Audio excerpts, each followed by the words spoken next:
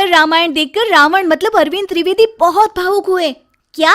तुझे कैसे पता? हेलो ऐप से। देख, ये है हेलो ऐप। जैसे ही आप हेलो ऐप डाउनलोड करते हो, ऊपर सर्च बार में हेलो ट्रेंड्स मिलेगा, जिसमें सभी ट्रेंडिंग न्यूज, वीडियोस, आर्टिकल्स मिलेंगे। उससे आप डे टू डे इन्फॉर्मेशन से अपडेट रख सकते हैं। ये तो बहुत अच्छा ऐप है। मैं अभी डाउनलोड करके खुद को अपडेट करती हूँ। सास बनी डंडे वाली भूत। शिखा की नई नई शादी हुई थी। उसका मायका और ससुराल दोनों कानपुर में ही थे, इसलिए उससे मिलने उसके भाई अक्सर आते जाते रहते थे। ये बात शिखा की सास मीना को बिल्कुल पसंद नहीं थी। मम्मी जी, आज राहुल भैया आ रहे हैं। कौन? तेरे चाचा का लड़का? जी मम्मी जी। अरे पर वो तो दिल्ली में रहता है ना? हाँ मम्मी जी, उन्हें कल सुबह दिल्ली के लिए निकलना है, तो वो आज मुझसे मिलते हुए कल सुबह यहीं से निकल जाएंगे। हमने तो धर्मशाला खोल रखी है ना। कुछ कहा क्या मम्मी जी?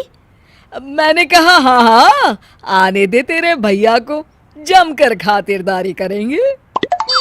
अब तो कुछ करना ही पड़ेगा, इससे पहले कि मेरा घर धर्मशाला बन जाए।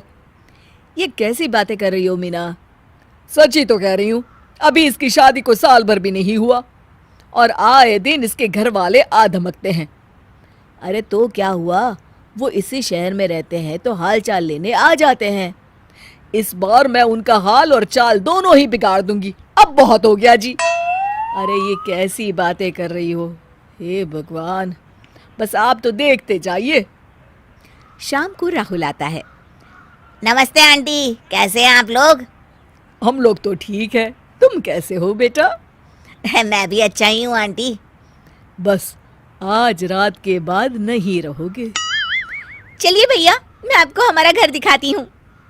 रात में खाने के टेबल पर शिखा, रोहित कहीं दिखाई नहीं दे रहा। जी भैया, वो ऑफिस के काम से बाहर गए हैं, कल शाम तक आएंगे। अच्छा अच्छा। बेटा, क्या तुम भूत प्रेत में मानते हो? नहीं नहीं आंटी जी, पर अचानक आपको ये ख्याल कहाँ से आ गया? पता नहीं क्यों, कभी कभी मुझे लगता है जैसे रात के समय बैठक में कोई घूमता रहता है। ये आप क्या कह रही हैं मम्मी जी? हाँ, तुम लोग घबरा ना जाओ, इसलिए मैंने आज तक इस बारे में कुछ नहीं कहा। ये आपका वहम होगा आंटी जी, ऐसा कुछ नहीं होता। हो सकता है। चलो अब मेरा सोने का टाइम हो गया है तो चलती हूँ मैं। शिखा बेटा, राहुल के सोने की व्यवस्था वहीं दीवान पर कर देना। जी पापा जी। अब चलिए भी। अच्छा, तो बैठक में सोने वाले हैं साहबजादे। क्या बड़बड़ा रही हो? कुछ नहीं, आप सो जाइए। मीना और महेश के सोने के बाद शिखा और राहुल आपस में बात कर रहे होते हैं, तभी डोरबेल बजती है। अरे आप! सरप्राइज! काम जल्दी खत्म हो गया तो मैं आज ही चला आया। ये तो बहुत अच्छा किया। देखिए राहुल भैया भी आए हुए हैं, आप दोनों का मिलना भी हो जाएगा। कैसे हो रोहित? मैं तो ठीक हूँ भैया। शिखा, मैं भी आज यहीं सो जाता हूँ, राहुल भैया से बातचीत भी हो जाएगी। अच्छा अच्छा, ठीक है। मीना आधी रात को उठती है, कंबल मुंह से पैर तक ओढ़ के डंडा लेके बैठक में आती है और देखती है दीवान पर चादर ओढ़े कोई लेटा हुआ है। देखो तो कैसे मजे से सो रहा है बहन के ससुराल में। मीना ताबड़तोड़ 4-5 डंडे मार देती है। अरे मर गया! अरे बचाओ बचाओ, कौन है? मीना जल्दी से अपने कमरे में भाग जाती है।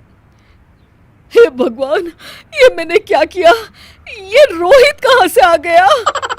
लगता है ये नालायक राहुल मेहमानों वाले कमरे में सो गया होगा। आज तो इसकी खैर नहीं। उधर बैठक में, अरे क्या हुआ रोहित? मैं बाथरूम में था, तुम्हारे चिल्लाने की आवाज सुनी। पता है भैया, मैं सो रहा था, अचानक से कोई आकर मुझे डंडे मारने लगा।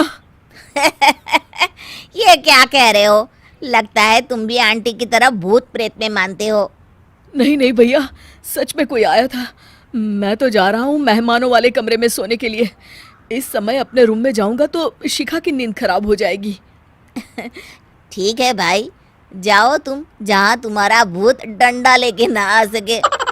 थोड़ी देर बाद मीना कंबल ओढ़ के डंडा लेकर मेहमानों वाले कमरे में पहुंच जाती है। वो बिस्तर पर सोए रोहित को फिर डंडों से मारने लगती है। अरे मर गया, अरे मर गया। तू भूत प्रेत में नहीं मानता ना, ये ले अब डंडे खा। हैं? ये तो माँ की आवाज है। रोहित कंबल खींच देता है। बेटा तू, अरे ये क्या कर रही हो माँ? मार मार के मेरा भरता बना दिया आपने। माफ कर दे मेरे लाल, मैंने तो तुझे ही मार मार के लाल कर दिया। मैं तो उस राहुल के बच्चे को सबक सिखाना चाहती थी। राहुल भैया को? हाँ बेटा, मुझे लगा अगर उसे डंडे मारूंगी तो शिखा के मायके वाले यहाँ आना छोड़ देंगे। हे भगवान, माँ ये घर शिखा का भी है, उसके घर वाले जब चाहे आ सकते हैं। हाँ बेटा, आज मुझे भगवान का इशारा समझ में आ गया। मैं कितना गलत करने चली थी और अपने ही बेटे को चोट पहुंचा दी। अब चुपचाप जाके सो जाओ माँ, और किसी को कुछ बताने की जरूरत भी नहीं है। शिक्षा दूसरों का बुरा चाहने वालों के साथ भी बुरा ही होता है।